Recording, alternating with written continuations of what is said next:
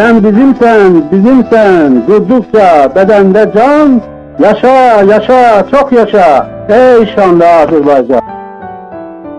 28 may 1918-ci il. Bu tarixdə Azərbaycan xalqı ilk dəfə müstəqil dövlətini, Azərbaycan Xalq Cümhuriyyətini elan etdi.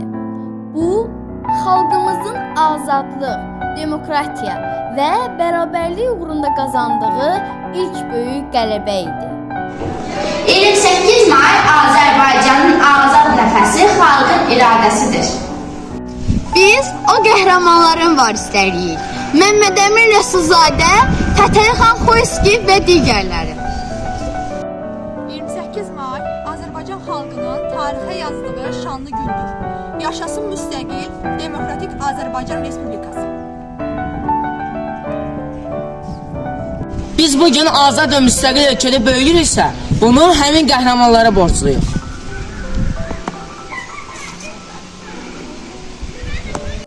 Məmməd Əmin Rəsulzadənin dediyi kimi bir kilo